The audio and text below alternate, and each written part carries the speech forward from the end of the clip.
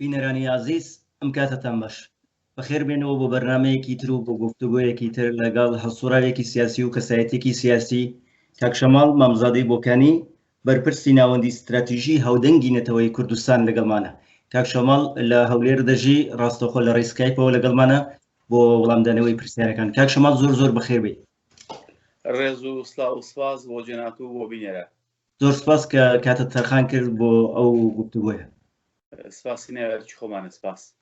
کاک شەماڵ با لەوە دەست پێ بکەین. ئێوە ناوەندێکتانەیە بە ناوی ناوەندی استراتیژی هەودەنگی نەتەوەی کوردستان. کاری ئەم ناوەندە چییە؟ بەڕاستی خۆی هۆکاری بیرۆکەی دامەزراندنی ناوەندی لە کۆڵنەوەی استراتیژی هەودەنگی نەتەوەی کوردستان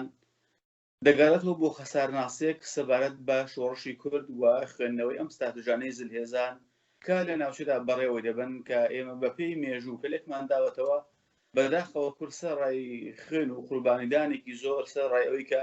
بەڕاستی بەردەوام بۆ لە خەبات، بەڵام هەمیشە لە بواری خوێندنەوەی کۆدە سیاسیەکاندا خوێندنەوەی کۆدە استراتیژیەکانی وڵاتانی زلهێز چ ئیسێماری کۆڵۆنیاڵی چ داگیرکەرانی ناوچەیی نەیتوانیوە بە پێی درێژماوە بەرنامەیەکی تۆکمەی داڕژاوی هەبێت کە بتوانن لەگەڵ ئەم استراتیژانە هەڵسو کەوت بکە کە ئەم استراتیژانەی وڵاتانی زلهێزان خۆی لە چەندین جەمسەری ئابووری سیاسی و کەلتوریدا تەنانەت دەبینێتەوە. ئەم ناوەندە سەرڕای ئەوەی کە یەکەم هەنگاوێکە بۆ ئەوەی کە کورد لە مێژوودا ناوەندێکی استراتیژی نەتەوەیی بەبێ ڕەشاوکردنی ئایدۆلۆژیا و ناوی ئەحزابدا دەمەزرێەوە لە بەرژەوەندی گشتیدا کار دەکات، کار بۆ ئەوە دەکات کە ئێمە بە خوێندنەوەی استراتیژی زلهێزان و وڵاتانی کۆڵۆنیالی بەگشتی و داگیرکەرانی کوردستان بە تایبەتەن ئەتوانین لە ڕێڕەوە سیاسیەکانی جیهانیدا هەنگاوێکی باشتر بنین و بتوانین ئێمەش لە چەندین ڕێگای سیاسی جۆرە و جۆرەوە تەعامل لەگەڵ لایەنی داگیرکەر و کۆڵۆنیال و هەموو ئەو کەسانەی کە تەماحیان لەسەر کوردستانە و بە شێوەیەک ڕێگرن لە سەربەخۆی کوردستان. ئەمە ئامانجێکی سەرەکی دامەزراندنی ناوەندی استراتیژی هەودەنگی نەتەوەی کوردستانە کە وەک ناوەکوشی دیارە ناوەندێکی استراتیژیە واتە خوێندنەوەی ئەم کۆدانەی کە ڕەنگە لە ڕواڵەتی ئاساویدا نەبیندرێن، بەڵام هونەری سیاست لێرەدا لە ناوەندێکی استراتیژیدا هونەرەکان کۆدەکان دیاری دەکەن. واتە بۆ نمونە کاتێک باسی ئێمە باسی نمونەیەکی بچووک لە ئەمڕۆکەدا کە هەمومان بەرچاوە بۆ باسی دەکەینەویش نمونەیەکە وەکو پەیمانی ئیبراهیمی یان ڕێکەوتنی عەرەبی ئیسرائیل، ئێمەی کورد دەبێت لە ناوەندێکی ئاواوە تێڕوانینمان هەبێت بزانین ڕێکەوتنی عەرەبی ئیسرائیل چه پەیوەندیی بە کوردەوە هەیە و لە استراتیژدا ئەم کۆدانێکە لەسەر چوارچێوەکانی ئێران، عێراق، سووریا کە بێگومان گرێدراون ئەتوانین چه بەرنامێکی بۆ دابڕێژین و بە چه پلانێکی تۆکمە ئێمەش دەڕۆستی ئەم پلانە بینەوە. جابزان ناخۆ لە بەرژەوەندی کووردا دەشکێتەوە یان ئەوەی کە کورد دەبێت بزانێت چ بکە بۆەوە لە بەرژەوەندی خۆیدا هەنگاو لەگەڵ ئەم استراتیژە و لەگەڵ ئەم نمونە ڕێکەوتنەی کە ئەو ڕادداراوە بکەیت. ئەمە نمونەیەکی بچووکە لە کارەکانی ناوەندی استراتیژی کە چەندین کۆدیشمان دەستنیشان کردووە و پێی هەموو کۆدانێکی ئێمە خوێندنەوەم بۆ کردو لە کۆبوونەوەکانی وەرشۆ تاکو بێستاکەوە هەمووی بە بەڵگە لە ئەمانە هەمووی دەکومنتە هەمووی بە بەڵگەوە هاتۆتە دیکە وڵاتانی زلهێز چۆنمان پێشبینی کردو بۆ شێوە استراتیژیانە بۆ شێوە هەنگاویان ناوە. بەڵێ بە پێوەی کە ناوەندەکەتان لە باشووری کوردستان و لە شاری هەولێرە و لە ماوەی ڕابردوودا لە ڕێی ئەنتەرنێتەوە کۆمەڵێک بابەت و پرسان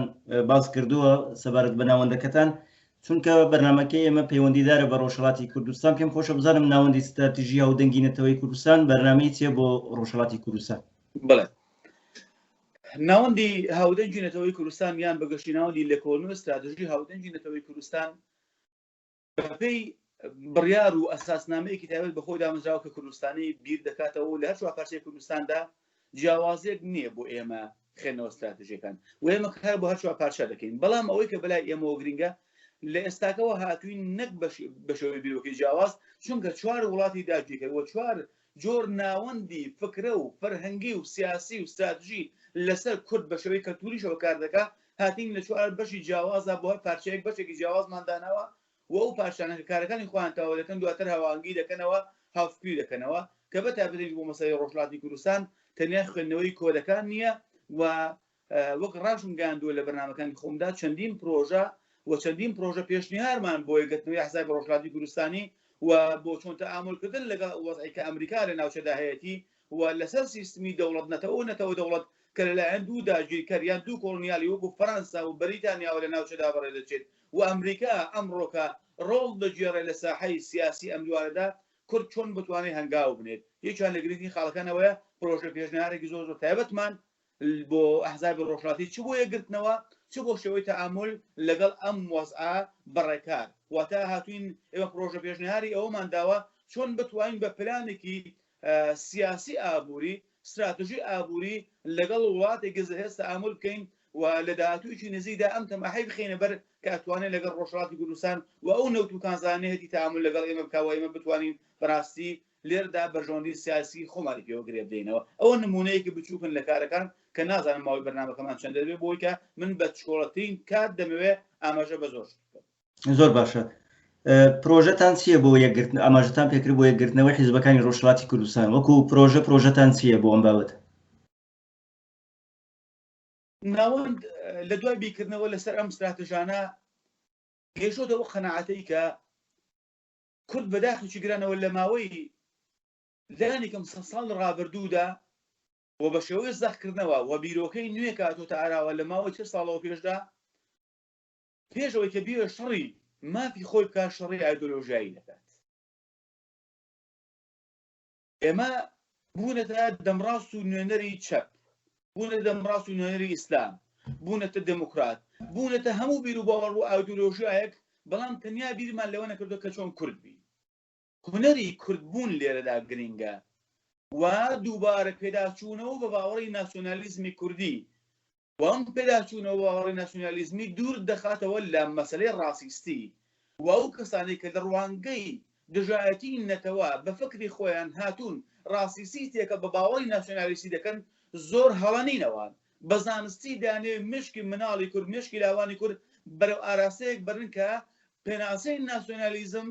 و نەتەوەی بوون بەرەو ڕاسیستی بەرن بەڵام ئەم شتە دوورە کەوابوو ئێمە بە خوێندنەوەی سەر لە نوێی پێناسەی نەتەوەی بوون و ناسیۆنالیزمی بوونی کوردی لە بۆ گەیشتن بە دەسەڵات پێشنیارمان ئەوەیە کە لە ئەمڕۆکەدا کورد دەبێت شەڕی ئایدۆلۆژیایی ڕاگرێت چونکە تۆ گەیشتن بە ماف چۆن تۆ کاتێک دەتەوێت بە مافێ بگەی ئەو مافە نەتەوەی و نیشتمانیە تەنیا نەتەوەی بوون نییە خۆ باوەڕی نەتەوەی بوون ئەوە نییە کە بڵین ئێمە پێکهاتەکانی غێری کورد لە ناو خۆمان دەتوێنینەوە واتە پێکهاتەکانمان نەتەوەی و نیشتمانیە کاتێک کە باز لە نەتەوەی نیشتمانی بوون دەکەین دەتوانین بە پێوەرێکی سەردەمیانە بۆ هەموو مافەکان هەنگاو بنین و بوو کاتێک ئێمە دەتوانین مافی کەمینەکان بپارێزین مافی جیا لە کوردەکان بپارێزین دەشتوانین شەڕی ئایدۆلۆژیایی کە ئەسڵەن هیچ بڕووبیانوویکی نیە بۆی کە تۆ دەسەڵات و کیانێکی کوردی سەر بەخۆتە بێ چونکە ئەوە دەنگی خەڵکە ڕوونی دەکاتەوە شێ دەسەڵاتدار بێ کەوا بێت تۆ چەپ بیر بکەیەوە دموکرات بیر بکەیەوە سوسیالیزم بیر بکەیەوە نەتەوەی بیر بکەیەوە ئیسلامی بیر بکەیەوە هەر ئاین و ئاینزایەکی کە بتەوێت بێتە دەسەڵاتەوە دەبێت دەنگی خەڵک بکەیە پێوە کە کاتێک کە تۆ باوەڕت بووە سەرەتایترین مافەکانی ئازادی دموکراسی بە ناوی دەنگی خەڵک دەلەی گەرە تۆ کیانی خۆت ساخکەوە چین با کۆمونیست بێ بەڵام کیانی خۆیە رووسیا بە لایەنێکی تر بێ بەڵام کیانی خۆیە فەڕەنسا کیانی خۆیە با ئێمەش کیانی خۆمان هەبێ ئەو کاتە ئەمە دەنگی خەڵکە بڕیارەدا کێ بەکام ئایدۆلۆژیاوە بێتە سەر دەسەڵات بەڵام ئەو ئایدۆلۆژیایی کە بە ناوی حیزبێکەوە دێت دەسەڵات لەسەر چوارچێوە و ئەساسنامەیەکی باوەڕی نیشتیمانی نەتەوەیی دادەمەزرێت و دەبێت لەسەر ئەم چوارچێوە لانەدا و ئێمە هەڵسوولەکانیان بۆ دیاری دەکەین ئەمە پرۆژەیەک بۆ کە ئێمە دەتوانین شەڕی ئایدۆلۆژیایی ڕابگرین و جارەی لە بەرژەوەندی گشتی نەتەوەیی خۆماندا بەرژەوەندی نیشتیمانی خۆماندا کار بکەین ئەم شەڕە با نەمینە نوێنەر و کەواسووری بەلەشکری ئایدۆلۆژیەکانی کە 200 ساڵەوە پێشدا ڕێژراون 1000 ساڵەوە پێشدا ڕێژراون 1400 ساڵەوە پێشدا مزراون یعنی بەڕاستی ئەمە دەبێت زۆر زانستیانەتر بیر لە قۆناغەکانی استراتژی ئەم سەردەمە بکەینەوە لە دوایی بەتابەتەن سایسپیکۆدا چەندین پرۆژەی تریشمان هەیە یەکەن نمونە پرۆژەی ئەگەر لە بیرم نەچێت تەلەڤیزیۆنی یەکگرتوو کە بەڕێز عەبدوڵڵای موحتەدی باسی کرد یەکان پرۆژەکانی ئێمە بووەوە بۆ چەندین پرۆژەی تریش کە من هەر ئەو کاتێک کە ترامپ هاتە سەر دەسەڵات پرۆژە پێشنیاری تایبەتمدا بە حسابی ڕۆژهەڵاتی کە دەبێت چۆن خۆیان ئێگلا بکەنەوە و لەسەر ڕوانگەیەکی استراتیژیەوە لە سەردەمی کۆماری خوازەکاندا بڕوان و چۆن لە سەردەمی دموکراتیەکاندا بڕوان هەمووی ئەو شتانە هەیە و تەنانەت پرۆژەی ئەومان داوە کە چۆن ئەحزابی ڕۆژهەڵاتی کوردستانی لە دۆخی چەق بەسوو ئێستا بێنە دەرێ و ناوەندە شوێنی ژیان و مانەوەی بارەکەکانیان یان کەمپەکانیان بگۆڕن بۆ ئەوەی کە بەڕاستی بەم ژن و منداڵەوە ناکرێ ئێمە شۆڕشێکی سەردەمیانە بەڕێوە بەرین چێ بکرێت وەکو کەیسی کراوەی جیهانی ئێمە مافی مناڵ و ژنی ئەوان بژن و مناڵ و بنەماڵ بەڕێزەکانیان کە لە کەمپەکاندان بە مافێکی جیهانی بکەین و لە ڕێگای UN و لە ڕێگای وڵاتانی زنهێزەوە کەیسی کول لە ڕۆژهەڵات بە جیهانی بکەین بۆی ئەوانە مافیان پارێزراو بێ لە هەمان کاتدا ئەوانەی کە بەڕاستی دەیانەوێ خەباتکەن بگەڕنەوە شاخەکان نە بەهانەی هەرێمان دەمێنێ نە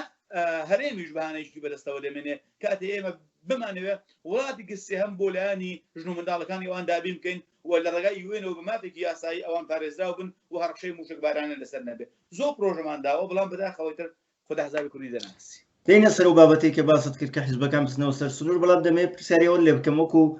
بەرپرسی ناوەندی استراتیژی هاودەنگی نەتەوەی کوردستان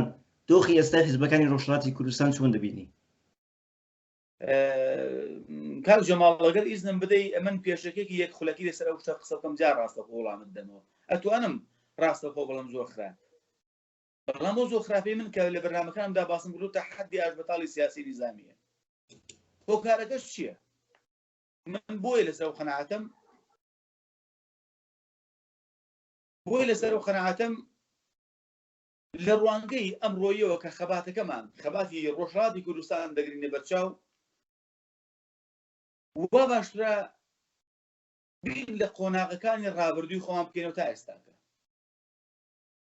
چمان کردووە چۆن هاتووین ئێمە هەرچی بیری لێ دەکەینەوە چ لە قۆناغی نظامیدا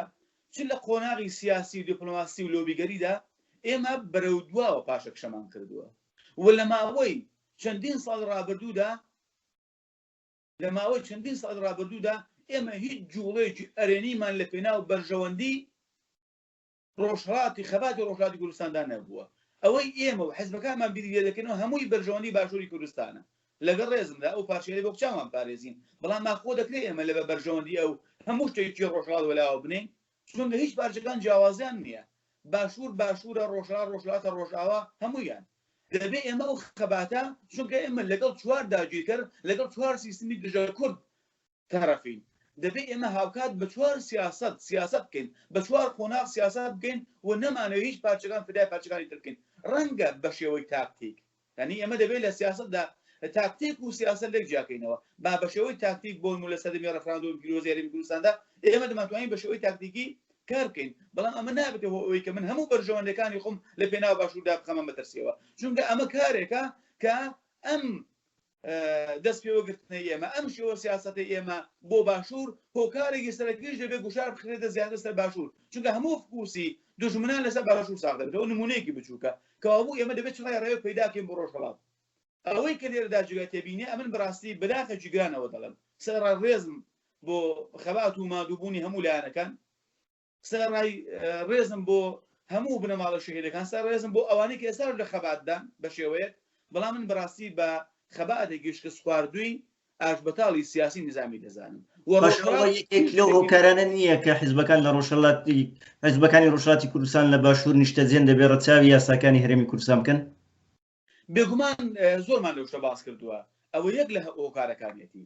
بەڵام ناخۆ تۆ دەکرێت تا ئەو ڕۆژەی هەر بۆ یاسایەوە بژی ئێمە وقتایە باز لە پرۆژە دەکەین باز لە پرۆسەیە دەکەین کە دەبێت ئەوان بە بیرۆکەی وڵاتی سێهەمی لە ڕێگای UN لە ڕێگای زلهێزانەوە بتوانن شوێنێکی ئەمن و ئەمان بۆ ژن و منداڵەکانیان دابینکەن و ئەو بەشێک کە دەگەڕێتەوە شاخ بەڕاستی وەک پێش ئەوەی کە لە قەندیل بێ لە خوارێ دەبێت بەم شێوە تەعامل بکەنەوە هەرچەند دەڵێت قسەی گەرم شوێن گەرمە قسە دەکەی بەڵام ئەمە سیاسەتە یان نابێ بیکەی یان ئەگەکردە دەبێت هەموو ڕێگایەکی بۆ بگرێ بەر بۆی بتوانی بە ئامانجەکانت بگەیت باشە تا چەند ساڵ ئەوان دەیانێت پابەندی ئەم یاسایانی هەرێم بن خۆی من نەمان تۆ پابەندی یاسای هەرێم نەبن خۆی من نەمان تۆ دژایەتی هەرێم بکەن ڕێزشی لێ بگرن بەڵام من نیشانەوەی کە بن هەموو خەباتی خۆمە پێراو باشووردا فدا بکەم ئەگەر وابێ بۆیە ئێمە پێشنهاری وڵاتی سێهەممان داوە بۆ ژن و منداڵەکانی ئەوان لە ڕێگای UN لە ڕێگای زلهێزانەوە بەتایبەتەن لە ڕێگای فەرەنساوە بمانەوە کاری بۆ بکەین بۆی لەو چەق بەستوویەوە پێ ئەو یاسایی کە دیاریکراوە بینە دەرێ بۆی تر خەباتی ڕۆژهەڵات بۆ شێوەیە نەمێنێتەوە لێرە پێدوانیە پرۆژەی ڕاستانی حیزبی دیموکراتی کوردستانی ئێران لە ڕاستای ئەو پێشنیاری ئەوەدا بوو بێ بۆ بوژانەوەی خەباتی چەکداری لە ڕۆژهەڵاتی کوردستان لەگەڵ ڕێزم بۆ شهیدانی سەردەمی ڕاسان من یەکەن لەو کەسانە بووم کە لە ڕۆژنامەی وشەدا و کاتەکە دەمنووسی یەکەن لەو کەسانە بووم کە بە هەموو شێوەیەک پشتیوانی ڕاستانم کردووە بەڵام بەداخێکی گرانەوە ڕاستان ئەو پێناسەی بۆی کرا نەیتوان تێدا سەرکەوتوو بێت ئێمە ناتوانین بڵێن خراپ بوو زۆر بەجێ بوو زۆر سیاسەتێکی معقول بوو ئینسان نابێت بە ئینسافی بکە بەڵام ئەمن وەک بەپرسی ئەم ناوەندە دەمەوێت لە قاڵبی سیاسەتی کلاسیکی شرۆ بەکاری 40 ساڵە پێش بێمە دەرێ چونکە من لە بەرژەوەندی نەتەوەیدا کار دەکەم ئیتر من بۆ دڵی کاک جەمال قسە ناکەم ئەمن بۆ دڵی کاک مستەفای هیجری و حیزبەکانی تر و ئەویکە و پاکوانە قسە ناکەم بۆ کۆمەڵە قسە ناکەم ئەمن لە پێناو بەرژەوەندی نەتەوەیدا قسە دەکەم لە پێناو بەرژەوەندی ئەم ستراتژیانەدا قسە دەکەم کە ڕۆژهەڵات دەبێت ڕزگاری بێ بۆچی چونکە گەلی ڕۆژهەڵات زیاتر لە هەموو پارچەکانی تر لەسەر پێیە بۆ باوەڕی سەربەخۆخوازی بۆ دەستەبەرکردنی مافەکانی خۆی گەلی ڕۆژهەڵات زۆر زۆر بوێرە حیفە ئەم گەلە زیندووە بچێتە چوارچێوەی سیاسەتێکی فەرهەنگی غەڵەت کە کۆماری ئیسلامی تەنانەت بەسەر حیزبەکانی ئێمەشیدا سەپاندووە یعنی حیزبەکانی ئێمە لە جیادەوەی کە ڕێکاری نوێ لەباری فەرهەنگیەوە لە دژی کۆماری ئیسلامی بگەرنەبەر هاتوون هەمان سیاسەتی ئەوان کە شۆڕبەوە و قاڵکراوی دەسەڵاتی کۆماری ئیسلامی لەباری فەرهەنگی چاواشەکاریەوە تەنانەت دەچێتە چوارچێوەی فەرهەنگی ئیمپراتۆریەتی ئێرانیەوە هاتوون پەیڕەوی لەو سیاسەتە دەکەن کەوابوو بەڵێ منەوە بەهاڵە دەزانم بەڵام وەکو باسم کرد ڕاستان نمونەیەکی باش بوو بەڵام بەداخەوە بەهۆی نایەکدەنجی بەهۆی ناکەوچی نێوان دوو باڵی حیزبی دموکرات ڕاستان نەیتوانی سەرکەوێ و باڵباڵی نێوانیان وەگەڕانەوە و هەر کەس بگەڕێتەوە بۆی کە بێوێ لەوێ باج بستێنە لە سنوورەکاندا و بوو بەداهات بەداخێکی گرانەوە ئەوە دێ من زانیاریم هەیە ڕاستان بەرەو پڕووکانەوە چووە و لە ئێستاکەدا من شتێکی وای لێ نابینم بەڵام دەماتوانی لە چوارچەوەی سوپایەکی یەکگرتووی نەتەوەیدا لە چوارچەوەی سوپایەکی قاڵبکرا و تەنیا بۆ ڕزگاری نەتەوە خاک و نیشتمان دەماتوانێت ڕاستان بەرەو زیندوو بوونەوە برین بەڵام ئێستاش درەنگ نەبووە من پێم پرۆژەیەکی سەرکەوتوو دەبێت ئەگە بە هەمومانەوە هاودەنگ بین و بزانین چۆن یارمەتیەم پرۆژەیە بکەین ئەگەر حیزبەکانی ڕۆژهەڵاتی کوردستان کە ئێستا وەکو سەردەمی دوای شۆڕشی گەلان نەماوە ئەو کات دوو حیزب بووی ئێستا خودی دیموکراتەکان دوو لایەنن کۆمەڵەکان سێ لایەنن چەند حیزبی دیکەمان هەیە سەربەخۆی خوازن بە ڕۆژهەڵاتی کوردستان ئەگەر هاتوو حیزبەکان بڕیارێک بدەن ئەو پێشنیاری ئێوە کە بگەڕێنەوە سەر سنوورەکان و خەباتی چەکداری بە گشتی و پێکەوە لە دژی کۆماری ئیسلامی خەباتی چەکداری ڕابگەێنن پشتیان بە چ جبهەیەکەوە گەرم بێ لە کاتێکدا دەبینین هەرێمی کوردستان بۆ خۆی گەمارویەکی سیاسی ئابووری لەسرە حاڵەتێکی وادا حیزبەکان دەتوانن بەردەوام بن لەو خەباتی چەکداری کە تۆ باسی لێوە دەکەین ئێمە کاتێک کە باز لە خەبات دەکەین خۆی لە خەباتی سیاسی نظامیدا دەبینێتەوە واتە نظامی سەربازی سیاسی سەربازیدا دەبینێتەوە کاتێک حیزبێکە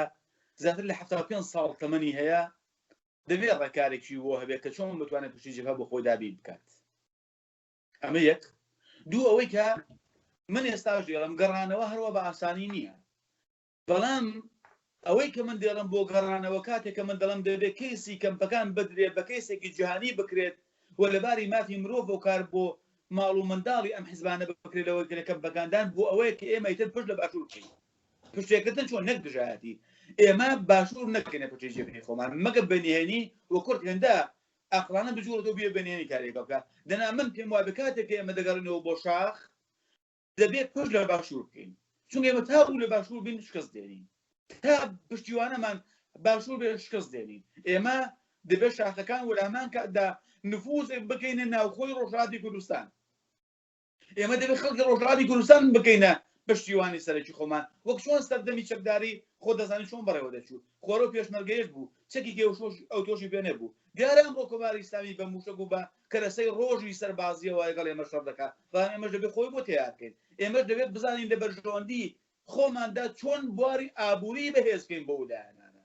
ئەخۆ من بیرمان لەباری ئابووری کردووە کە تۆ ئابووریت هەبێ بۆ منەوەپەکە بەڕێ دەچێت بۆ پەکە دەتوانێت بۆ ئێمە نەتوانین بۆ پەکەکە بتوانێت بۆ ئێمە نەتوانین یعنی چۆن کەمترە ئێمە ئەزممویشمان لەوان زیاتر لە سەردەمی شاخدا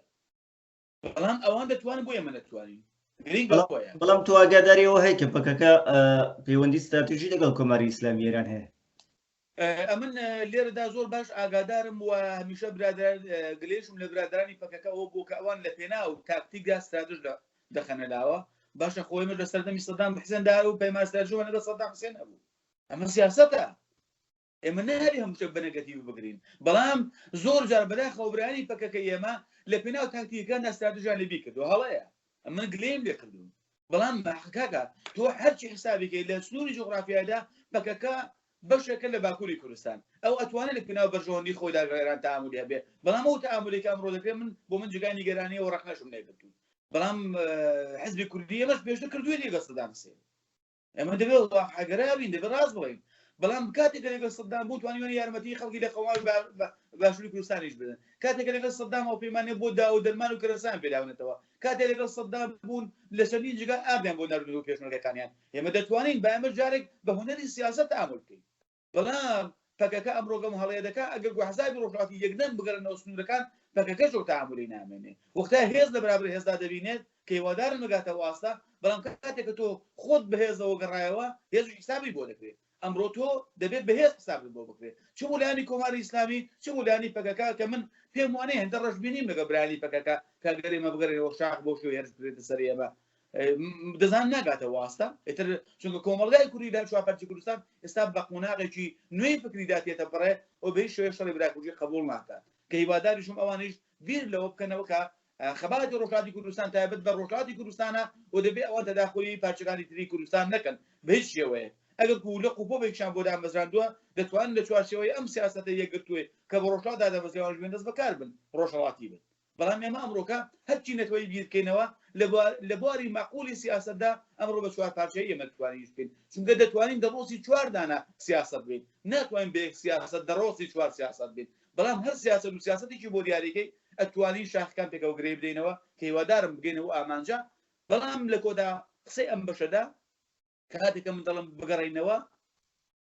بەبێ پێکهێنانی هێزێکی هاوبەش ناتوانین بگەڕینەوە وەتیدا سەرکەوتوو نابین ئەمە ڕای منە بەڕاستی بۆ چوونێکێ دەگوترێ دۆخی ئێستای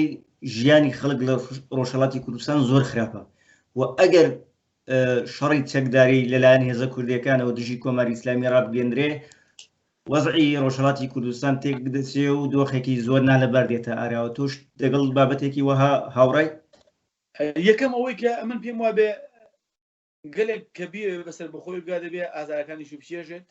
دەبێت خوێنیش بۆ بدە کەەوە قسەیەکی دیاری شێ قاسم لەوە گەلێک دەبێ خوێن بڕێژە بۆی کە بگا بە ئامانجەکانی خۆی دوای کە من لەسەر باوەڕ نیم خەڵکی ڕۆژهەڵاتی کوردستان تا ئەو ڕادەیە لە گوشاری ئابووریدا بێ و بەرەو فەقیری بچێت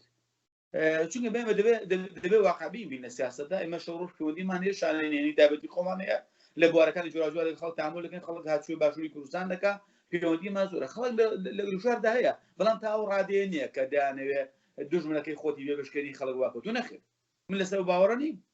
ئێستاژەوە خەڵک دەیبینی هەر لە وڵاتدا دێت و دەچێت و کێشەی ناڵم فەقیر هەر فەقیر بۆ دەوڵەمەدا دەوڵەمەدا میشە جواب بووە بەڵام ئێستاکەوێ زەق دەکرێتەوە هیچ فەقێکی وان نەکردووە من ئەوەندەی کە لە هەموو شارەکانی کوردستان لە خواری کوردستان بگرێت تاکو ماکۆ و سەماز و خۆی من لە پەیوەندیدام ئەو شتە ئەو ڕادەیە نییە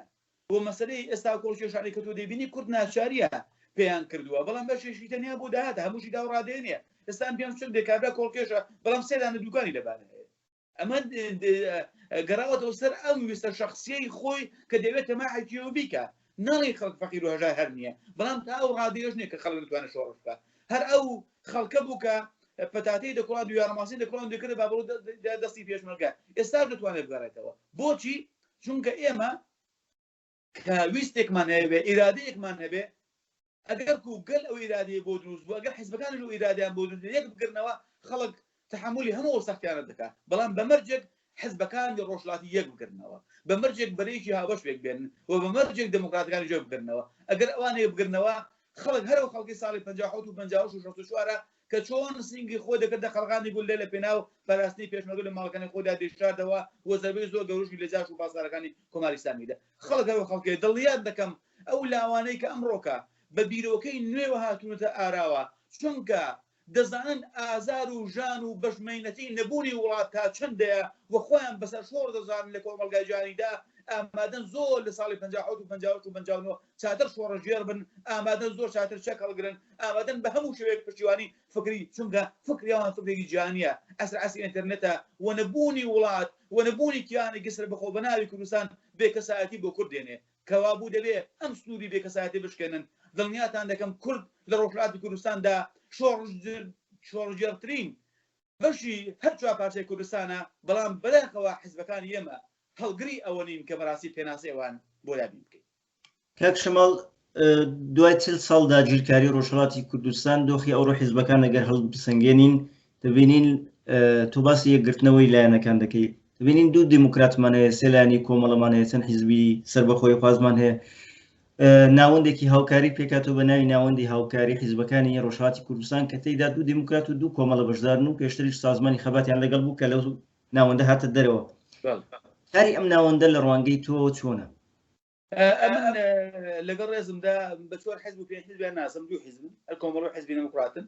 یەکەم هەنگاوەکانی ئەوان بەداخێکی گرانەوە تەنیا خۆڕقی دەسەڵات بوو لە دوا ڕۆژی کوردستاندا، چونکە لە سەردەمی پێش ترامپیشدا کات ناراوە و دوات لە سەردەمی ترامپ هەموو گەس پێی وابوو ئێران دەڕوخەکە من هەمیشە پێچەوانەوە بوو و پێیان وا بوو دەبێ بگەڕێنە خۆڕقی دەسەڵات بکەن، سەرچاوەکانی داهات و کانزاکان بۆکو ئێرە دەست بەسەر دابگرن و هەموو بە شێوەیەک ببنە مافیا لەگەڵ ڕێزمدا بوویان. بەڵام ئەوە بیرۆکەیەک سەرچیان بوو کە ئەوان هەمان دەسەڵاتی ساڵی 57 و 58 بمێنەوە لە ناوخۆدا. بۆ یەش من بەڕاستی ئێستاکەشی لەگەڵدا بە ڕوبڕوو پێیان دەڵێم هەموو خۆشەویست و دۆستانی من ناوەندێکی مردووە. کام ناوەند چ بڕیارێکی داوە؟ تۆ پێم بڵێ یەک بڕیار غێر لەوەی کە وەکو ئێمە لە پشت فەیسبووکەوە بەیاننامەیەکی دەکردێت چه بڕیارێکی داوە؟ توانی سوپایەکی یەک دەنگەی بێنێ؟ خۆ من پێم هەنگاوێکی باش و بەڵام بە مردوو لەدایک بوو. یعنی تەنانەت ئەوان لە پێناو بەرژەوەندی ئایدۆلۆژیایی خۆیاندا لە پێناو بەرژەوەندی مەسلحەتی دەسەڵاتی خۆیاندا یەک لە خاڵەکانی گرنگ کە لیان هەڵبەزی بوونەوە لەگەڵ ڕوخانی ئێران نین. سازمانی خەبات خۆ هەرچەند لەگەڵ مجاری پەیوەندی هەیە، بەڵام یەک لە خاڵەکانی کە هاتە دەرێ لەگەڵ ڕوخانی کۆماری ئیسلامی نین، نە تەنیا ئێرە. سازمانی خەبات منە کات بەرهەم لەسەر لەسەر واتە دەرێ، خۆ من وردەکارەکانی ئاگادارم، بەڵام خۆ ناوەندە چی کردووە؟ باشە ئەو ناوەندە ئەگەر خوان دوو دانە حیزب بە چوار بەشەوە لە نێو ناوەندەیدان خۆیان دوو باڵام یەکتر نەگرنەوە پێ دوای ئەو ناوەندە توان کەسانی کێکت بگرێتەوە. پێدوانی ئەو چوار لایەنە بۆیە لەو ناوەندەدا کۆبوونەتەوە چونکە استراتیژی سیاسیان فدرالیزمە بۆ داهاتوو ئێرە؟ نەخێ خۆڕقی دەسەڵاتە، خۆڕقی دەسەڵاتە بۆ سبەینێکەوە حزابانەی کە سەر هەڵدەدەن نەتوانن دەسەڵات بگرن دەست. بۆ ئەوەی قۆڕی دەسەڵات لە داهاتوو دروست نەبێ پێشنیاری تۆ چییە؟ پێویستە لایەنە سیاسەکانی دیکەش بچنە ناو ئەو ناوەندەیان بەرەیەکی یەکگرتووی کوردستانی ڕابگەندرێ. ئەو ناوەندە دەبێ ئێمە تاوتوی خاڵەکانی ڕێکەوتنەکەی بکەین، بە وردەی لەسەر و خاڵانی کە ڕێکەوتن شرۆڤێ بکەین، بزانین دەتوانین بچینە پاڵەوە ناوەندەوە، دەناگە بەرەیەکی کوردستانی پێکبێن پێم وابێ دەتوانین، بۆی کە قۆڕقی دەسەڵات نەبێ دەبێت بەرەیەکی یەکگرتوو لە ئێستا پێک بێت. یان لانی کەم دەبێ حکوومەتێک دیفاکتۆ لە ئێستاکەوە بێتە ئاراوە بۆی کە سبەین ئەم دابشکارە نەکرێت قۆڕقی دەسەڵاتە نەکرێت. دەنا ئەمە دنیا دەکەمەوە کاری ئەوان تەنیا بۆ قۆڕقی دەسەڵات بوو کە سبەینە هەمان حیزب و کۆمەڵە ببنەوە وەکو یەکێتی و پارتی ئەمڕۆکێرە ببنە دەسەڵاتدار و هەرچی هەیە بۆ خۆیان بێت. لە ئەدای کاری ئەو ناوەندە ڕازینی وەگاماژەت پێکرد، لەگەڵەوە هەی بەرەیەکی کوردستانی بۆ ڕۆژهەڵاتی کوردستان بە بەشداری هەموو لایەنەکان ڕابگەندرێت. بێگومان بچوو من ئێستا کە ڕخنە لەو ناوەندە دەگرم ناوەندی هاوکاریە لە هەمان کات دەڕێزیان دەگەم خۆ بە هەنگاوی خراپ نەزانی و بەڵام مردوو لێ چێ دەبێ هەنگاوی بۆ هەڵێنێ ئەو ناوەندە دەتوانێت کار بۆ پێکێنانی و بەرەیە بکە یان ئەرکی ناوەندێکی وەکو ئێوەیە یان چالاکانی سیاسی لە دەرەوە دەبێ گوشار بخەن یان خەڵکی ڕۆژهەڵاتی کوردستان دەبێ داوا بکەن چۆنە و چۆنە و بەرەیە دەبێ؟ خەڵکی ڕۆژهەڵات داوای کردووە، ناوەند داوای کردووە، بەشێک لە ئەندامەکانی زۆری حیزبەکانیش داوایان کردووە، بەڵام ئەوەی کە من دەڵم باسی خۆڕقی دەسەڵات دەکەم خۆڕقی دەسەڵات ئەوەیە حیزبەکان ئێمە بەداخەشی گرانەوە لە ئێستاکەوە هیچ جوابێکیان بۆ خەڵک پێ نیە و هیچ تەنانەت ویست و داواکاری لە ئاگرەکانی خۆیان بۆ یەکردنەوەی دەموکراتەکان کۆمەڵەکان جێبەجێ ناکەن. ئەی خۆڕقی دەسەڵات چۆنە؟ باشە من یەک پرسیارە نێ دەکەم ئەوان لەسەر چی دابەش بوون؟ خۆمێژۆکەی دەزانین، بەڵام ئێستا لەسەر چی یەک ناکردنەوە؟ پرسیارە ئێستاکەش هەموو لە ئاگرەکانی خۆیان لەو پرسیارە دەکەن، بەڵام من لەسەرێک باوەڕم ئێمە هەمومان پێکەوە جوانین و پێم وابێ دەبێ هەمومان پێکەوە تەواوکەری یەک بین، هیچمان لە هیچمان لەسەرتر نابین و ئەگەرکو بتوانین بەرەیەکی یەکگرتوو یان حکوومەتێکی دیفاکتۆ لە ئێستاکەوە پێکبێنین ئەتوانین تێدا سەرکەوتوو بین، بەڵام بەمەرجێک کە ئەم بۆچوونی قۆڕقی دەسەڵاتی لە مێشکی خواندا بەستڕنەوە و پێیان وانە بیتر ئەوان هەموو شتێکن چونکە خەباتیان کردووە، چونکە مێژووییان هەیە. من لەسەر باوەڕە نیم، دەبێ بەڕاستی ئێستاکەوە ئەگە بمانەوەی بەرژەوەندی نیشتمانی نێتەوەی خۆمان پارێزین دەبێ هەنگاو بین و لەو ویست و دواخوازی خەیاڵیانی خۆمان و لەو کورسی خەیاڵانی خۆمان بینە خوارەوە من ئێستا وەک شەماڵ بۆکانی بەپرسێ و ناوەندم برادرانی تر لەگەڵمان هەن هەر کاتێک کە بەڕاستی بزانم کەسێک ئەتوانێت جێگرەوەی من بێ دەنگ نێنمەوە زۆر ئاسایی دەبێت پێشەوە مێزە بەجێ بێڵم دەبێ لانیکەم بیرەمە دەست ئەو ئەگەر بوو بەرژەوەندی نێتەوەیم بوێت دەنا من 30 ساڵ هەر ئەوە بم مانای چییە؟ یعنی تۆ ئێستا لە هەموو جیهاندا تەماشا بکە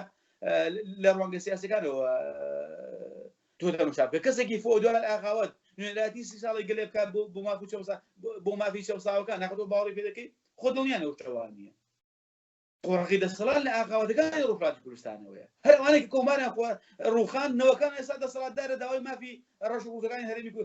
ڕۆژوڕوتی ڕۆژهەڵاتی کوردستان دەکەن لەگەڵ ڕێزمدا بۆ خەباتیان بەڵام ئەمان لە عەقڵی سیاسیدا ناگونجێت ئەمە لە لۆژیکی سیاسیدا ناگونجێت کابرای فێودال و ئاغاوەت داوای مافی ڕۆژوڕوت بکە ناگونجێ ئەمانە بۆ خێنەوە گوراون پێدوانەیە هەر ئەوان لە قۆڕەقی دەسەڵاتیان سمێنە بگرن دەست وەکو یەکێتی و پارتیان لێدێت و هەموو مەسئولەکانە دەبێ هەریکی لایەک بخوان داگیر بکەن و نەفتی کوردستان بەتاڵان بەرن ئێستاکەەوە ئەوان شەڕیەوە دەکەم براکەم بەلەگە خۆمان سادق بین ڕەنگە ئێستاکە هەندێک کەس دوای بەرنامەکە ئیهانەم بکە یان من بەڵام من لە پێناو بەرژەوەندیگەلەکەمدا ڕاستەکان دەردەخەم کامێک لە حەسابی کوردجواری ڕێبەرەکانی خۆی بگۆڕێ ئەمە نمونەیەک لە قۆڕەقی دەسەڵات ئەگەر بۆ قۆڕەقی دەسەڵات دەبێت کاک جەماڵیان هەموو بینەرانیش بابزانن لە دڵسۆزی من نەک ئەوەی کە خوای نخواست ئیهانەی کەسێ بکەم ئەرزم کردن ڕێزم بۆ خەبات و مادووبوونیانەیە بەڵام گە قۆڕەقی دەسەڵات نەبێت ئەحزابی کوردی بوو یەک ناگرێت چی دابەش دەکەن غێرەزە و کورسی خەیاڵی کە لە مێشکی خۆیاندا دانەوە غێرەزەوەی کە فەرماندەیەک خۆی دەکاتە فەرماندە و فەیسبووک ساز دەکات و پۆست ساز دەکات ئەگە بە پێوە ڕەخنە لێ بگری ژنێوبارانت دەکات نەوچە و نەوشەگەلایان دامەزاندووە کەسانێکان ساز کردووە کە تەنیا لە بەرژەوەندی شخصی خۆدا ئەتۆ بتەوێت بچەوسێنێتەوە بە ئیهانەکردن بەجلی ناموسی بدەوێتەوە بێنم کە بۆی کە تۆ ڕەخنەی لێ دەگری ئەگە قۆڕەقی دەسەڵات نییە ئەمە چییە؟ باشە بۆ ئاور لە ویستان نادنەوە بۆ ئەو لە پرۆژان نەدنەوە کە ئێمە چەندین ساڵە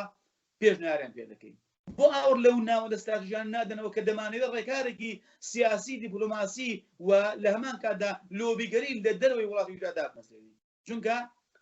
قۆڕەقی دەسەڵاتی ئەوان کەسێکیان دەوێت بەڵێ بۆڵیان بۆ کە بەنێتەوەیەکانیشەوە ئەحزابی نێتەوەی ئێستا هەرچی هەستاوە دوو نەفەری پێکەوە داناوەیەکی کردوتەوە توێژ و یەکی وتەبێژ و یەکی کردوتە ڕێبەر و یەکی کردوتە خوددا لەسەر خۆی ئەرگاکە کورد ئەومە ڕێبەر و ئەومە کاریزمایە چێ هەیەی ئەرێ بۆ هەرچی هەستا بۆتە ڕێبەر بۆ هەرچی هەستا بۆتە کاریزما بۆ هەرچی بۆستا بۆتە حیزبێک یعنی گرنگیرەوەدایە تۆ تەماشاکە لە ئێستاکە قۆڕی دەسەڵاتە بۆی نێوی ڕێبەر لەسەر خۆیان داتنێن بۆیە کورسەکە نادەن بێویکە ئەمە قۆڕی دەسەڵاتە کستانێکیان دەوێت ببوورە ئاخری قسم لێدا براکەشی گرانەوە هەموو گەلی کول لە ڕۆژهەڵاتی کوردستانەوە بزانێ ئەوان کەسانێکیان دێ بەڵێیان بۆ بکە ئەوان خاوەن بیرۆکە خاوەن خەڵەمیان ناوێت کەسێکیان دەوێت چەکی پێلەشان کەن ئەوان بڕای بێرن لە ئەوروپا بێنەوە نێو بەقەڕەکانی خوان کوڕە فەقیر و هەژارەکەش لێرە نیگابانیان بۆ بدە چاودێریان بۆ بکە کوڕە دەوڵەمەندەکەش لێرە بۆ ئەوروپا وەلێ بکەن نوێنەر حیزبەکەی خوایە ئەمە ئەو سەداقەتەیە کە من لەگەڵ گەلەکەم قسە دەکەم بۆش ئەوانە تەنیا لە بەرژەوەندی قۆڕی دەسەڵاتی خوان دەکات بۆش خەباتی کورد تا بامڕۆ چووە وە فێری ژیانی شارستانی بوون خەباتی شۆڕەژۆری قۆناغی خەباتی شۆڕەژێران لەبی کردو بەداخە جیرانەوە چاو لە باشوور دەکەن چاو لە پرسێکی باشووری دەکەن کە مەزرعە و ماڵ و خان و چەندی ژنی هەیە کاکە تۆ قۆناغی شۆڕەژێر تۆ لەگەڵ قۆناغی باشووری فەرقی زۆرە تۆ نابێ بۆ ژیانەوە خەبات بکەیت ئەتۆ نابێ بۆ بیرۆکەوە خەبات بکەیت ئەمەیە کێشەی ئێمە با لەگەڵ خۆمان سادق بی کاک جەماڵ بەڕاست کاک شەماڵ حیزبەکان لە ڕووی استراتیژی سیاسی و بەسەر دوو گوتاری فەدرالی خواز و سەربەخۆی خوازدا دابەش بوون حیزبەکانی ڕۆژهەڵاتی کوردستان ئەم دوو گوتارە سیاسیە ئەم دوو دروشمە سیاسیە و استراتیژی سیاسیە بۆ داهاتوو چۆن دەتوانن لە بەرەیەکدا کۆ ببنەوە ئێمە کاتێک باز لە استراتیژ و تاکتیک دەکەین سەربەخۆی خوازی استراتیژە ئەتۆ دەبێ ویستت هەبێ تا بتەوێ بچووەکان پێ بگەێنی بڵێ منەوە وەک خۆم کە بیر دەکەمەوە کە کەسێکی سەربەخۆ خوازم لەسەر باوەڕ نیم کە لە ئەگرێدا ئێمە بین کوردستان جاکەینەوە لێرە چونکە ناتوانین هێندەشت هەیە بەرژەوەندی جیهانی مەسلحەتی لەسەر دەکات چونکە ویستی گەلەکەش لەو ویستەنێ بەڵێ یەک پارچە دەبن استراتیژ دیاریکردنێکە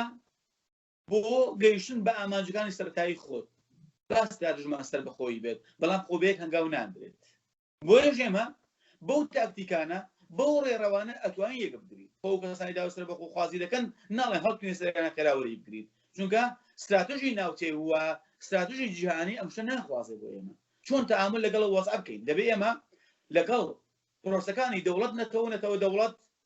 لێکدانەوەی تەواومان هەبێ بزانین نوێنەراتی نەتەوە دەوڵەت چێە نوێنەراتی دەوڵەت نەتەوە کام وڵاتە وەشێ سەربازە لەو ناوانەدا ئەخۆ ئەمریکا سەربازی فەڕەنسایی یا لەگەڵ بریتانیا تەعامل دەکات بزانین ئەڵمانیا چ ڕۆڵە دەجێڕێت بزانین بیرۆکەی تورکیای لە ناوچەدا دەڵێکی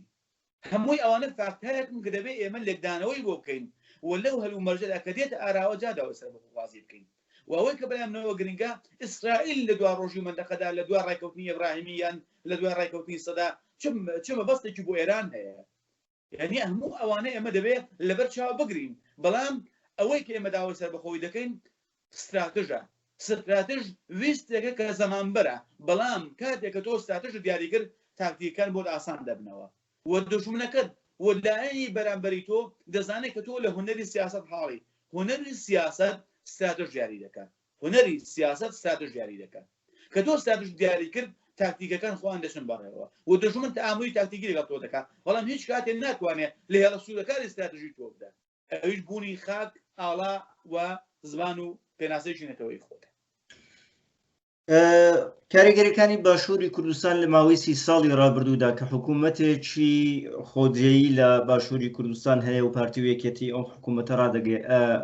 بەڕێوە دەبن کاریگەریەکانی ئەم دەسەڵاتە کوردیە لە باشووری کوردستان لەسەر بزوتنەوەی کورد لە ڕۆژهەڵاتی کوردستان چۆن دەبین ئێمە ناتوانین بڵین هەموو شتێکی باش بوو بەڵام هەموو شتێکی خراپیش نەبووە باش و خراپی خۆی هەبووە ئەوەش دەگەڕێتەوە سەر چۆن لێکدانەوەی ئێمە بەڵام بەداخەوە بۆلانی حزابی کوردی ڕۆژهەڵاتی کوردستانی نەگەتیڤ بووە نەیتوانیوە چۆن نەگەتیڤ با من شۆڤەیەکی باشتر لەسەر بابەتە بکەم عەرزم کردن ئێمە کاتێک کە دەست دەکەین بە خەباتێک دەبێت تا کاتی سەرکەوتن بە باشووریشەوە دەبێت ئێمە لە فکرەی خەبات چۆن دابین دەبێت لە فکری خەباتی شۆڕژێڕی دابین خۆناغی شۆڕژێڕی تا گەلێ دەگا بەسەر بەخۆیی ئەگەر خاوەن ئاواژ بێ خاوەنکیانێکی وەک باشووری هەرێمی کوردستانیش بێت ئەگەر و خاوەن پەرلەمانی خۆشی بێت بەڵام دەبێت بە فکرەی شۆڕژێڕی هەنگاو بنی تا سەر بەخۆی گەلەکەی بەڵام باشووری کوردستان بە تاجی کۆمەلگاکەوە بە خەڵکی سڤیلەوە بە کۆمەلگای کوردیەوە بە ئەحزابەکانیشەوە پەرلەمانەکەشەوە بیرۆکەیەکی پێی وایە گەشتە دوا قۆناغی دەسەڵات و پێی وایە سەر بەخۆیە ئەمە زربەیەکی زۆر خراپی لە ڕەوتی دەسەڵاتداری باشووری کوردستان داوە ئەوان بە قۆناغی دەوڵەتداری و بیر دەکەنەوە کە ئەمە هەڵەیە ئەوان لە قۆناغی شۆڕژێڕیدان هەر ئەم جۆرە بیکردنەوە کە پێیان وابێتر هەموو شتێکیان تەواوە وەکاری فەرهەنگی و پەروەردەی لەسەر بنەماڵەکان ناکرێت لەسەر خوێندکاران ناکرێت لە مەسەلەی پەروەردە ناکرێت تۆ دەبینی لە سەدان لاوی باشووری کوردستان دوو دانەی نەتەوەیی نەماوەتەوە و پێی وایە ژیان هەر ئەوەیە سەربازیەکە ناچێت و پێی وایە ژیان ئەوەیە بچێت لە شوێنێک ڕابێرێت و پارە بێنێت و تەواو بوو بۆی گرنگە بەغداد دێتەوە هەولێرە چێتە سلێمانی ئەمە نیشانەی سەقەتبوونی ئەم فکرە شۆڕژێڕیەیە کە فکری شۆڕژێڕیان کوشت و بە قۆناغی دەسەڵاتداری و حکوومەتداری هاتون سیاست دەکەن و لە مەسەلەی پەروەردەدا قۆناغی شۆڕژێڕان لەبێ بردووە کەوا بێ تۆ کاتێک لە قۆناغی شۆڕژێڕیدا ناتوانی پەروەردەیەکی دروستکەی بۆ ئەم بیرۆکەیە تامانەوەی سەربەخۆیی کاریگەری نەرێنی لەسەر ڕۆژهەڵاتی کوردستانیش بووە و بەداخەوە جۆرەسە حیزبەکان دەنا بە پێچەوانەوە لەسەر خەڵکی ڕۆژهەڵات کاریگەری ئەرێنی بووە و پێیان وایە ئەو مافێکی ئەمڕۆکە لە باشووریدا زۆر کەمتر لەوەی کورد دەبێ بیاوێت بەڵام بەداخەوە حیزبەکان ئێمە بە شێوەیەکتر بیر دەکەنەوە و خەون و خاڵن ئەوەیە کە ئەوانیش وەک بە پرسانی حیزبیێرە لە ئەگلە زەویەکان داگیر بکەن و بخوان چەندی باخچە و خانەباغ لێ بدەن و ڕایبێڕون دەفەکە بەجێ بتۆش تۆ پێ دوایە مودێلی باشووری کوردستان لە داهاتوو لە ڕۆژهەڵاتی کوردستان دووبارە بێتەوە من هیوادارم دووبارە نوێت بەسەر من بەسرار قسە دەکەم من هیوادارم ئەو ئەزمونە لەوێ دووپات نەبێتەوە بە خۆناغێکی نوێدا بمانەوە بەرەو دەوڵەتداری بووە بمانەوە بەرەو شت بووە من ئەو ئەزمونەم قبوڵ نییە واتە بە بۆچوونی تۆ شێوەی حکومڕانی لە باشووری کوردستان نەیتوانیوە حکومڕانیەکی سەرکەوتوو بێت ناتوانین هەموو شتێکی منفی بکەینەوە بەڵام لەوەی کە من کەسێکی نەتەوەی و کەسێکی ساژویستم لە بواری سیاسەتدا من پێم وا بێ قۆناغێکی زۆر باشی نەبڕیوە دەبوو باشتر بێت من لەگەڵی نیم هیوادارم بۆ شتە ڕۆژهەڵات دووپات نبێتەوە باش ئەمڕۆ باشووری کوردستان دوو حیزب ئیداری دەکەوە بەڕێوەی دەبا ڕۆژهەڵاتی کوردستان دەبێت لەلایەن هەموو حیزبەکانەوە ئیدارە بکرێ یان پێ دوایە فۆرمێکی دیکە دەبێت لە دەسەڵات دەبێت لەلایەن هەموو حیزبەکانەوە بێ ئەلبەتە ئەمە گەمانێشۆفێ ئەم چۆن دەسەڵاتدارێ بکەنەوە بۆ خۆی بەڕاستی 1 ساعت بەرنامە دوێ بەڵام بە وردینە بە شێوەیەکی زۆر ئاسایی باسی بکەین دەبێت لەلایەن هەموو حیزبەکانەوە بەڕێوە بچێت و ئەوش فۆرمێکی دەسەڵاتداری پەرلەمان هەیە دەبێت بەو شێوەیە بەڕێوە بچێت نابێت ئەسمەری دووپات بێتەوە نابێت پەرلەمان فۆرمالی تێبێ نابێت ئۆپۆزیسیۆنی دژبەرە تەبێ ئەوەی کە بۆ نمونە ئێستا لە باشووری کوردستان ئۆپۆزیسیۆنەیە ئەمە دژبەرە ئۆپۆزیسیۆن نییە ئەمە ڕووخێنە ئۆپۆزیسیۆن نییە خۆتەنیا گلەیەکە ناکەوێت لەسەر دوو حیزبی دەسەڵاتدار ئۆپۆزیسیۆنەکەش هەر بەتەمایە قۆڕی دەسەڵات بکە نەک بۆ بەرژەوەندی گەلەکەی کێشەکە لێرەدایە دەبێت ڕۆژهەڵات تاو لە ئەزمونە نەکە من بە ئەزمونێکی باشی نازانم بۆ ڕۆژهەڵات دەبێت زانستیانەتر لە دو ڕۆژە بێ بەرە حکوومەتداری بکە لە باشووری کوردستان دوای ڕاپەڕین حیزبەکان هاتنەوە باشووری کوردستان و دەسەڵاتیان گرتەوە دەست و سیستمێکی پارلەمانی و حکوومەتی هەرێم پێکێنرا لە داهاتووی ڕۆژهەڵاتی کوردستان لە ئەگەری هەر گۆڕانکاریەک بەو دۆخی ئێستا حیزبەکان تێدان ئەگەر بگەڕێنەوە چ ڕوو دەدا یەکەم ئەوەی کە بۆ باشوور ئەمە سیستمی پەرلەمانی نییە ڕواڵەتی فۆرمالیتێ پەرلەمانی نییە هیچ پەرلەمانی نییە دەسەڵاتی باشووری کوردستان بۆ ڕوونکردنەوە پەرلەمانی نییە دوو لە ڕۆژهەڵاتی کوردستاندا من هیوادارم نەگەینەوە بۆیە من دەڵم دەبێت بەرەیەکی یەکگرتوو لە پێشدا دروست بێت بۆیە دەڵم ئێمە دەبێت لانیکەم حکوومەتێک دیفاکتۆمان هەبێت لە ئێستاکەوە دای بمەزرێنین کە لە دوا ڕۆژدا نەگەین بە قۆناغی خوانی خواستە شەڕی براکوژی چونکە ئێستاکە لە کوردستاندا جاران لە ڕۆژهەڵاتی کوردستاندا بەشی باکوور و باشوور جاکرابەوە ئێستا خەریکن سێ بەش پێکدێن بەشی ئیلام و ئەوانە جیایە بەشی مکوریان و بابان وەردەڵان جیایە بەشی سەرەوە کە بۆ بەشی کرمانجەکانە تا خۆی و ماکۆسەماڵ جیایە و شێوەیەک لە مکوریانیزم لە حیزبەکاندا دەنگدانەوە هەیە لە ئێستاکەەوە دانەوە دژاتی بکەن کە خۆی ئەمە کارێکە بۆەوەی کە کورد پێکوەکەن ئێمە دەبێت لە ئێستاکەەوە پێش بۆ بگرین بۆیە پێکهێنانی بەرەیەکی هاوبەش بۆ کۆنتڕۆڵی دۆخی سەرەتایی کوردستان و لە هەمان کاتدا بە چاودێری وڵاتێک کەم وڵاتە لایەنێکی سێهەمی ئێمە بێ بۆ چاودێری ئێمە لەبارە حکوومەتداریدا پێویستە من پێم وایە بێگە و بەرەی پێک نەیە شەڕێکی براکوژی ناخۆدا پێک دێت و تەسفیح حساباتی شخصی زۆر لەو چە زیاتر دەبێت کە لە هەرێمی کوردستان بۆ بەداخەوە سەر بێت هەتا تۆ پێشبینی ڕوودانی ئەو شتە دەکەی ئەگەر ئەوان بە بەرنامە و بە ستراتیژی دیاریکراو نەگەڕێنەوە ئەگەر بەرنامە و بە ستراتیژی دیاریکراوە بەرەی یەکگرتوو پێک نەگەڕێنەوە دڵنیات دەکەم شەڕی براکوژی لە 48 ساعتدا ڕوو کاک شەماڵ بە حکمی جغرافیایی ئێمە لەگەڵ تورکەکان تێکەڵین لە ڕۆژهەڵاتی کوردستان لە زۆربەی شارەکان لە داهاتوو ئەگەر ئاڵوگۆڕەیەکی سیاسی ڕوو بدا تورکەکان پشتیان بە دوو دەوڵەتی سربەخۆ تورکیە و ئازەربایجان قایمە کورد لە ڕۆژهەڵاتی کوردستان دەبێ پشتی بە چێ قایم بێ من کاتێک کە باز لە استراتژ دەکەم ئەم خۆناقانەمان هەموو لە بەرچاو گرتووە کاتێک کە تۆ استراتژ ویستی سربەخۆیی بوو کاتێک کە لە ویستی استراتژی دودا خاک و کیانە و زمان توانی خۆی پێناسە بکە کەلتور خۆی پێناسە بکە وڵاتانی زلهێزی جیهانی دێنە سەر خەت وڵاتانی زلهێزی جیهانی دێنە سەر خەت و هەر کاتێک بێوێت ڕۆژهەڵاتی کوردستان بەگەشتیان هەر چوارفەرزی کوردستان بەرەو سربەخۆی بەتابەتەن ئێمە باسی ڕۆژهەڵاتی کوردستان دەکەین بەرەو ئاماژی سربەخۆی هەنگاو بنێت دەبێت گرێدراوی سیستمی نەتەوە دەوڵەتی فەرەنسا بێت باشترین هەل باشترین گزینە باشترین خاڵێک ئێمە دیاری بکەین سیستم و پرۆژە و پرۆسەی نەتەوە دەوڵەتی فەرەنسایە و دەبێت من ڕاشکاوانە قسە دەکەم دەبێت کورد بگرێتەوە سەر دەمی ئەم قۆناغەی کە بەڕێز دکتۆر قاسم لووش هەیە لەگەڵ فەرەنسا بەستووی تەنیا ڕێگا و دەریچەیە کە ئەتوانێت کورد خۆی پێوە هەڵواسێ لە پێشدا باوەڕی نەتەوەیی و باوەڕی خۆمانە سنوور و جیۆگرافیای سیاسی خۆمانە کە پێناسە ئێمەیە دەبێت لە پێشدا باوەڕمان بە خۆمان بێت بەڵام لە جیهانی سیاسەتدا بەبێ دیپلۆماسیەت و بەبێ گەریش ناکرێت و دوای ئەوش ئێمە دەبێت هاودەنگ بین لەگەڵ ئەم پرۆسێنێتەوە دەوڵەتی فەرەنسا کە لە دژی پرۆسەی دەوڵەت نەتەوەی بەریتانیا ئێمە ئەتوانین هەنگاوە بنین و بەڕاستی لە بەرژەوەندی خۆماندا لەگەڵ فەرەنسا کار بکەین کە ئێمە مێژووی لەوە پێشمانە سەدەمی خاستنەوەی نەمەردا هەبووە پێم وایە زۆر ڕاحەتە دەتوانین لەگەڵ فەرەنسا تەعاملێکی ئەو بۆ شێوەمان هەبێت من ئەوە بۆچوونی خۆمە و هاوکاتیش برادرای ناوەندی استراتژی لە کۆبوونەوەکاندا ڕان لەسەر شتە و من لە پیوەندەکانی خۆمدا لەگەڵ قۆنسولی فەرەنسا لێرە لە هەولێر بەڕاستی تاوتوێ و مەسەلانەمان کردووە منای شارەمەوە لێرە باسی دەکەم وەو پرۆژە شاراوانێک کە فەرانسە چۆ کار دەکا بۆش دەسەڵاتداری ڕێکەوتی ئەتۆمی ئێران تا ساڵی 2025 بێ شێوەیە هەڵناوەشێتەوە بۆ تەنانەت سینادی ئەمریکا لە دژی ترام ڕابوو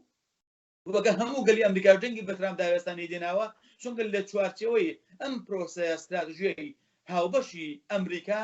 و فەرانسا ترامپ لایدا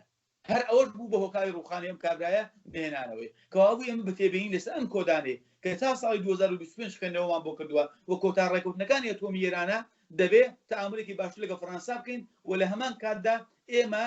وریا و ئاگاداری پلانەکانی نەگریسی ئیسرائیل بین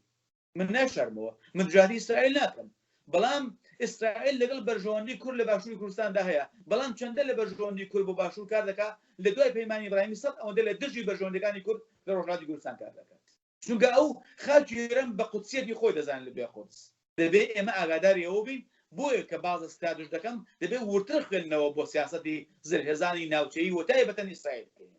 ئیسرائیل مەترسیدارە بۆ سەر کورد لە دوا ڕۆژدا نالەتەوە بگەی بێتە سەرات چونکە قودسیەتی خاکی ئێران بە پیرۆستی قودسیەت دەزانن لای و تۆ ئەگەر چاو لە بەڵگەنهێنەکان بکەی لە شوێنەواری مێژوویەکان بکەی هەر شوێنێکە دەردێنی چەرمێکی ئیسرائیلی تێدایە بۆ چییە ئەو دەوێت داگیرکاری خای بکا بە پێی مێژوو دەوێت داگیرکاری خوات پا لە دوا ڕۆژدا کە بە مڵکی خۆی بگەڕێنێتەوە ئەمانە ڕەنگە بۆ زۆر کەس تازە بن بەڵام من لە پەرژەوەندی نێتەوەکەم دامشتان دەڵم کە ڕەنگەوە مەترسی بۆ سەر ژیانی منیشە بێ و چەندین برادران دەڵن کاکەوتانە باز مەکە بەڵام ئەوەندەکانی خۆم لەگەڵ ئەمریکا لەگەڵ فەرەنسا لەگەڵ هەندێک ناوەندەکان لێکۆڵین لەگەڵ ئیسرائیل ئەمشان دەردەخە بۆ ئێمە کە ئیسرائیل لە بەرژەوەندی باشووردا کار دەکات بەڵام لە بەرژەوەندی ڕۆژهەڵاتدا کار ناکات. کاک شەماڵ باسی باشووری کوردستانمان کرد ئەگەر بمان هەوێن نمونەیەک لە ڕۆژاوای کوردستانیش بێنینەوە بۆ داهاتووی ڕۆژهەڵات بەو پێی کە هێزەکانی پەکەکە لە سەر سنووری نێوان باشوور و ڕۆژهەڵاتی کوردستان هەن و ئەگەر لە داهاتوودا هێزەکانی پەکەکە لە ناو شارەکانی ڕۆژهەڵاتی کوردستان حزوریان هەبێ ئایا بیانوو ناداتە دەست پەکەکە بۆی دەستێوەردانی سەربازی بکە و بەشێک لە خاکی ڕۆژهەڵاتی کوردستان داگیر بێت؟ بێگومان ئێمە دەبێ سیاسەتی پەکەکە لە سەردەمی دامەزراننیەوە تا وێرەکە کەمێک جیا بکەینەوە و لەوێش پامەخوازێک لە ناو دەسەڵاتی پەکەکەدا هەیە پامەخوازەکانیان ئەوان ئەو ئایدۆلۆژیایی کە هەیە دوورە لەو باوەڕێکە قسەی سەر دەکەن هەنی ئێستا کردداری پەکەکە دوورە لە استراتژی سەرەتایی خۆی و تاکتیکانیش لە ڕۆژی دوورە لە هەما استراتژی ئەوان پێکەوەژیانی گەران قبوڵە کە تاجیکەرانی کوردستانی ژەر هەمان شعاریان هەیە خۆستاکە لە ناو ئێرەدا ئەوان پێکەوەژیانی گەلانە بۆ خۆمان فریودین کاکە ئەکەوا بۆ شۆڕژ بۆچی دەکەیت بەڵام ئەمە لەسەر بەرژەوەندەکان و استراتژی پەکەکە نییە و ئەو باڵانش لەوێدا هەیە و دڵنیاشون لە دوا ڕۆژدا پەکەکە دەوێت ئەم دەستێوەردانە بکە لە ڕۆژهەڵاتی کوردستاندا چونکە بۆ نمونە ئێستاکە ئێمە دەبینین لە شنگال هەمان بەزمە بەڵام ئەوە گەلی کورددا دەبێ خۆی بڕیابدا لە ڕۆژهەڵاتی کوردستان و لە هەمان کاتدا ئەمە سیاسەتی حیزبەکانی ڕۆژهەڵاتی کوردستانیە دەبێ ڕێگە بەوەنەدا کە ئەو نفوزەی پەکەکە تا ڕادەی زۆربێکە دەستێوەردان بکە باشاخە هەبێ بۆ نمونەگە پژاک دروست بووە بۆ نمونەگەر و کۆدار کە پێژاکی ڕەتکردەوە بەڵام دیسان پیاڵچوویەوە کە خەڵکیش نەیزانی دروست بوویەوە بابێ وەک حزبێکی ڕۆژهەڵاتی کوردستانی حەقی هەیە لە پرۆسەکەدا بەشدار بێ کوردستانی بێ بەڵام ئەگەڵ بیەوێت ئەزمموی خۆی لە ڕۆژئاو بێ لە ڕۆژهەڵات دووبات کاتەوە ئەمن لەگەڵی نین چونکە ئەرزم کردن برایانی پەکەکە دەبێەوە لە بەرچاوبوونی ئێمە بە چوار سیاست لەگەڵ چوار داگیرکە دەبێت تەعامل بکەین لەناتی سەرکەوتوو نابی من پێم وابێ پەکەکەش بۆ خۆی کێشەیەەکە بەڵام ئەگە بەرەی یەک گروپی کوردی لە ڕۆژهەڵاتی کوردستان پێبێ ئەم کێشەش چارەسەر دەکە ئەمە ڕای منە و برادرانی پەکەکە لەگەڵ ئەمری واقع سیاست دەکەن بۆش سەرکەوتووە خوان پێدایشتەوە تۆ بڵێن دەڵێن ڕۆ حزبێکی کوردی ئەمریکا تەعامل لەگەڵ دەکات تۆ بڵێن دەڵێ ئەمڕۆکە لە پێناو بەرژەوەندی ئەوروپی خۆدا هەموو کارێ دەکات ئەتۆ بڵێن دەڵێ ئەوڕۆکە لە ئەوروپادا دەنگی هەیە خەڵک دێنە سەر شەقام بەڵام ئەو لەگەڵ ئەمری واقع سیاست دەکات کە تۆ بوویە ئەمری واقع دەتوانێت ئەمری واقع سیاست بکەیت بۆیە من ئەوەندەش بە مەترسی نازانم بەمەرجێک ئەحزابی ڕۆژهەڵاتی کوردستانی بیانەوێ بەرەیەکی یەکگرتوو یان حکوومەتێکی دیفاکتۆرە دەرەوە پێک بێن بۆ گەڕانەوە بۆ قەندی جگە لەو شتانەی کە باسمان کرد ئەو مەترسیانەی کە لە داهاتوو لەسەر ڕۆژهەڵاتی کوردستان دەبن چین بەڕای تۆ سنوورەکانی تورکەکان کە باست کرد ئەوە مەترسێکە بۆ ئێمە لە ورمێ لە چەندین جێگای تر خۆدەزانی هاو سنووری وەک مەسەلەی کەرکووکی دێدێت ئەمانە بۆ ئێمە زۆر مەترسیدارن و لە هەمان کاتدا ئەوەی کە ئێستاکە ئێمە هەمانە نەبوونی تەلەڤیزیۆنێکی یەکدەستی نەتەوەی و کوردیە لەباری زاراوەکاندا و لەباری فەرەنگە جیاوازەکاندا یەک بۆ نمونە ئێستاک هاتووە پێی وایە جامانە هی بۆ کوریانە دەکات هاتۆ هی هەوری نازام چی بدەڵن دڵنەوەی کرماشانە یعنی ئێستا ئێمە هاتوین شەڕەپەڕۆی دەکەین کە هیچ پەیوەندی بە کوردەوە نییە ئەگە پەیوەندیشی بێ ئەوەندە توانایی نابێت کە من لە خەباتەکەمدا بڕۆی کابرا هاتووە بۆ نمونە پڕۆیەکم بۆڵ دەواسەوە نمونەی کرماشانەکە ئێمە باسی کورد دەکەین کرماشان کوێ بۆکان کوێ ورمێ کوێ سنە کوێیە هەولێر کوێیە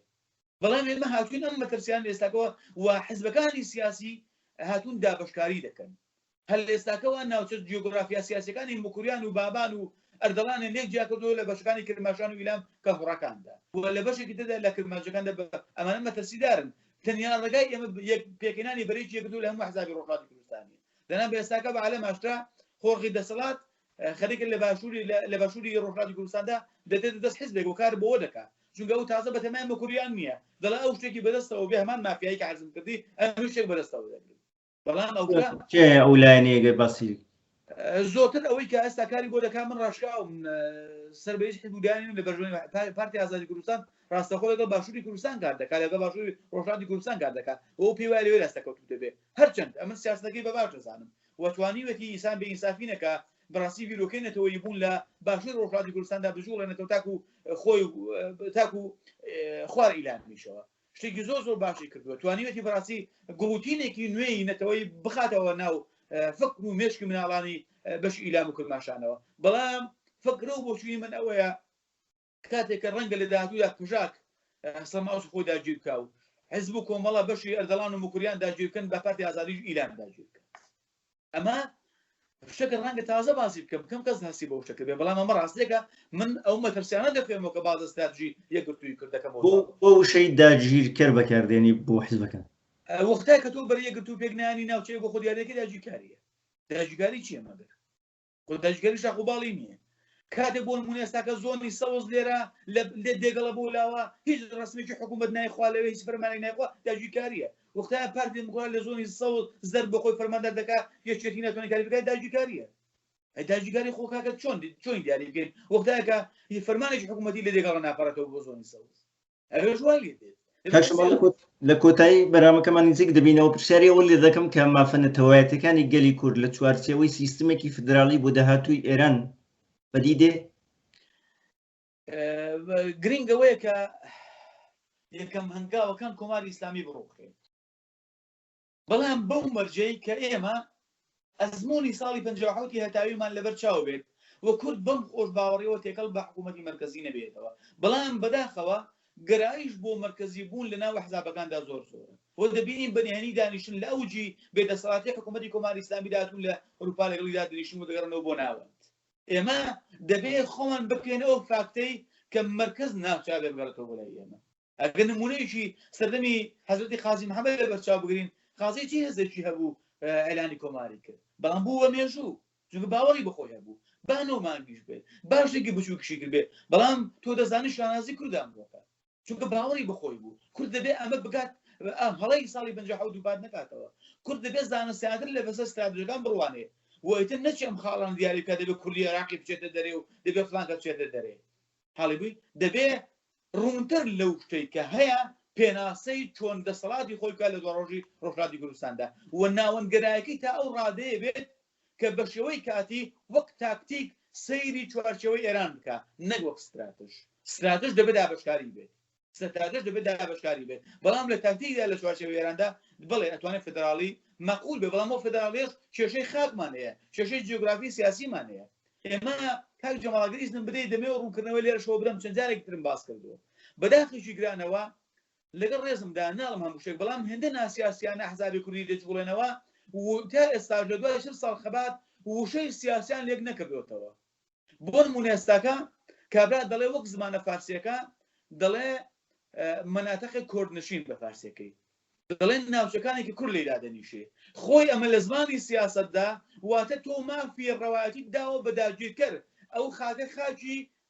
کابرا داگیرکارە تۆ لەسەری دانیشتووی بەڵام کاتێک لە سیاسەتدا دەڵێن مەناتەقی کوردستانی یان ناوچە کوردستانەکان تورکیشی لێ دانیشتێت هەر پێناسەی کوردبوونی هەیە بەڵام ئەحزابی ئێمە ڕێبەرایەتی سەرکرد سیاسەکانی ئەحزابی ئێمە بە ئەو پەریشانەزەی کە خۆیان بە سیاسی دەزانن دێ دەڵێن مەناتەقی کوردنشین واتە ناوچەکە کوردینە کوردی لەسەر داگیرتووە ئەتۆ کاتێک لە دوای 40 ساڵ خەبارەی کۆماری ئیسلامی لە دوای دیپلۆماسیەتی جیهانی ناتوانی وشەی کوردنشین و کوردستان لێ جیاکەیەوە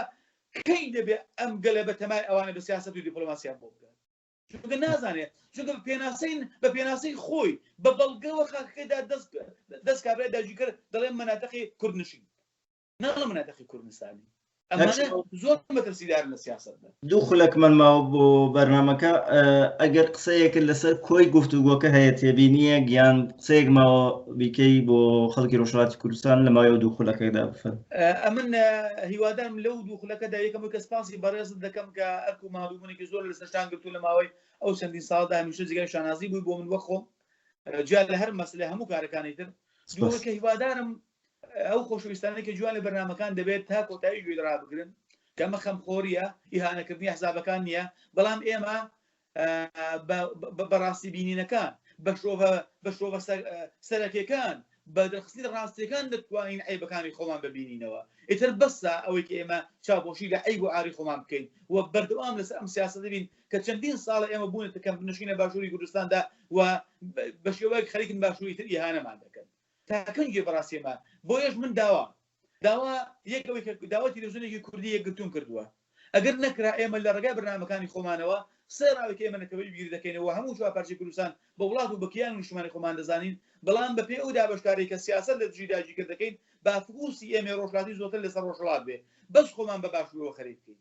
باس بینەکەوا سووری بەردەست کرد بەپێ مەسلحەت توانیمان پرۆژەیەکی پێشنیاری لە بەرژەوەندی کورد لە باشووردا بکەین فەرم و بە یارمەتیان بدەین بەڵام ئێمە شەڕی پارتیۆچێتی نەکەین ئێمە شەڕی لایەنەکانی باشووری نەکەین و زۆرتر فوکوسی خۆمان بخێنە سەر ڕۆژهەڵاتی و پێگە و نێگە و پێگە و جێگە و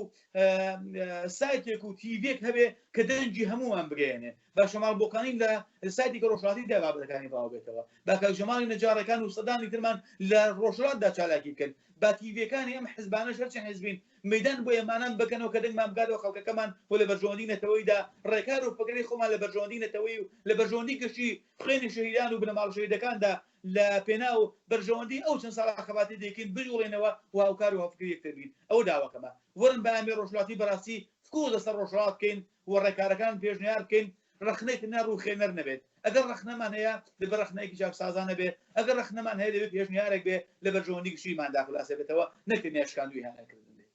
کاک شەماڵ مامزادەی بۆکانی بەرپرسی ناوەندی ستراتیژیا و دەنگی نەتەوەی کوردستان زۆر سپاس بۆ بەشداری لە گفتوگۆیدا. سپاس بۆ ڕێستان هیوام بەردەوامی سەرکەوتنتانی کاک شەماڵ.